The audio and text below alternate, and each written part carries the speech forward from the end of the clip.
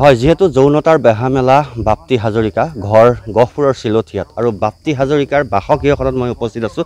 মোৰ সহযোগীয়ে দেখাইছে এইখন হৈছে বাপ্তি হাজৰিকাৰ বাসগৃহ আৰু বাপ্তি হাজৰিকা এতিয়া সাঙুৰ খাই পৰিছে যৌনতাৰ বেহাৰ মাষ্টাৰ মাইণ্ড হিচাপে আৰু তেওঁলোকৰ ঘৰৰ মানুহে কিন্তু কোনো ধৰণৰ প্ৰতিক্ৰিয়া প্ৰকাশ কৰিব বিচৰা নাই। আমি বাহিৰৰ পৰা পৰিৱেশটো দেখাই আছোঁ আৰু এইখনেই হৈছে বাপ্তি হাজৰিকাৰ ঘৰ আৰু উল্লেখ কৰিব লাগিব যিহেতু বাপ্তি হাজৰিকাই বিভিন্ন প্ৰান্তৰ পৰা যুৱতীসকলক লৈ তেওঁ তাত যৌনতাৰ বেহা মেলিছিল আৰু মোৰ সহযোগীয়ে দেখাই আছে এই মুহূৰ্তত এয়া হৈছে ঘৰখনৰ পৰিৱেশ আৰু ইয়াৰ স্থানীয় ৰাইজে অফ কেমেৰা কোৱা মতে এই বাপ্তি হাজৰিকাৰ যি যৌনতাৰ বেহা সেই তাত আচলতে তেওঁৰ পিতৃও জড়িত আছে বুলি একাংশ গাঁওবাসীয়ে অফ কেমেৰা তেওঁলোকে ক'ব বিচাৰে। কাৰণ ইয়ালৈ বিভিন্ন সময়ত গাঁওখনলৈ বিভিন্ন ৰহস্যময়ী যুৱতীৰ আগমন ঘটি থাকে আৰু সেইবিলাক দৃশ্য কিন্তু তেওঁৰ পিতৃয়ে বা ঘৰখনৰ লোকে দেখে, কিন্তু তাৰ পাছতো এই মুহূৰ্তত কোনো ধৰণৰ তেওঁ মুখ খুলিব বিচৰা নাই। আৰু এইডোখৰতে একাংশ গাঁওবাসীয়ে অফ কেমেৰা কোৱা মতে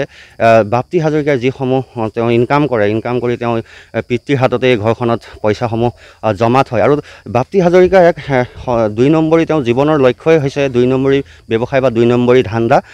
তেওঁ পূৰ্বতে জাল নোট ব্যৱসায় কৰিও আৰক্ষীৰ ওচৰত ধৰা পৰিছিল। তাৰ পাছত তেওঁ ভুৱা পেৰামেডিকেল ইনষ্টিটিউট গহপুৰত খুলি তাৰ পাছতো আৰক্ষীৰ ওচৰত ধৰা পৰিছিল আৰু এয়া হৈছে তৃতীয়বাৰ তেওঁ নাৰী দেহ ব্যৱসায়ৰ লগত জড়িত হৈ পৰিল আৰু এইটোৱে হৈছে বাপ্তি হাজৰিকাৰ বাসগৃহ। আমি বাহিৰৰ পৰা পৰিৱেশ দেখাই আছোঁ কাৰণ এই মুহূৰ্তত তেওঁলোকৰ ঘৰৰ মানুহ কোনো নোলাই, আমাক কৈছে যে আমি নাজানো এই বিষয়ে আৰু ভিতৰত সোমাই আছে তেওঁলোক। আমি বাহিৰৰ পৰা পৰিৱেশটো দেখাই আছোঁ যিয়ে বহু যুৱতীৰ জীৱন ধ্বংস কৰিছে কেইটামান পইচাৰ বাবে। গুৱাহাটীত যি বাপ্তিছ ইন নামৰ যিখন গেষ্ট হাউচ আছে আৰু সেই গেষ্ট হাউচটো লিজত লৈছে বুলি আমি গম পাইছোঁ। কেইবছৰমানৰ কাৰণে কোটি টকাত তেওঁ লিজত লৈছে আৰু এই সমগ্ৰ ঘটনা তেওঁ ঘৰত পিতৃ থাকে, পিতৃয়ে জানে বুলি কৈছে একাংশ গাঁওবাসী অফ কেমেৰা, কিন্তু তাৰ পাছত তেওঁ একো নজনাৰ ভাও ধৰিছে আৰু এয়া হৈছে পৰিৱেশ বাপ্তি হাজৰিকাৰ বাসগৃহ। আৰু এই ঘটনাটোৱে এতিয়া তীব্ৰ চাঞ্চল্য সৃষ্টি কৰিছে।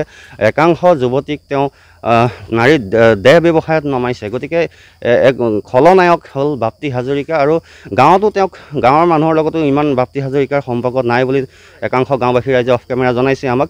গতিকে এয়াই হৈছে বাপ্তি হাজৰিকাৰ বাসগৃহ আৰু ইয়ালৈ বিভিন্ন সময়ত বিভিন্ন ৰহস্যময়ী যুৱতী ইয়ালৈ আহে। আপুনি ঘৰ ইয়াতে? বাকী খবৰ ভালে আছে? ভালে। ক'ৰ পৰা আহিলে? মই পঠাৰ পৰা। হয়, ঘৰটো কাৰ চিনি পাইছেনে? বাপ্তি হাজৰিকা। ল'ৰাজনক দেখিছেনে কেতিয়াবা? দেখোঁ কেতিয়াবা। দেখে। কেনেকুৱা হ'ল আৰু ল'ৰাজন ইমান আহে ইয়ালৈ? আহে মাজে মাজে, মই নাথাকে নাথাকোঁ বাৰু। মই খবৰ এটা শুনিছে? খবৰ এটা শুনিছোঁ বাৰু, ৰাতি পাইছোঁ কালি ৰাতি। ক'ত পাইছে? বাতৰিত পাইছে। হয়, আচলতে এনেকুৱা কৰিব লাগে জানো? গাঁওবিলাকতো পৰিৱেশো বিনষ্ট হয়। নালাগে বাৰু।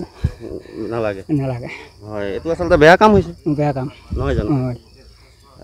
আৰু কি ক'ব, যিহেতু আপোনালোকৰ গাঁওখনত এটা নাম আছে, যদি এনেকুৱা বদনাম হয় বেয়া হয় কথাবিলাক, নে কি কয়? কি কয় কথাবিলাক? কি কথা? কথাবিলাক এতিয়া আপুনি এজন সচেতন ব্যক্তি হিচাপে কি ক'ব? এইটো বেয়া হৈছে নাই? সমাজৰ কাৰণে বেয়া হৈছে, সমাজখনৰ কাৰণে বেয়া হৈছে। হয়, এগৰাকী আছিল গাঁওবাসী আৰু এনেদৰে আমি কিছু কথা পাতিবলৈ চেষ্টা কৰিলোঁ আৰু তেওঁ কৈছে যে গাঁওবাসী হিচাপে এইটো বেয়া হৈছে, পৰিৱেশ বেয়া হৈছে। আপুনি বিচৰা বাতৰি পাব কেৱল নিউজ 18 এপত। নিউজ 18 এপ ডাউনলোড কৰিবলৈ স্কেন কৰক এই QR কোড। গুগল প্লে ষ্টৰতো পাব এই নিউজ 18 এপ।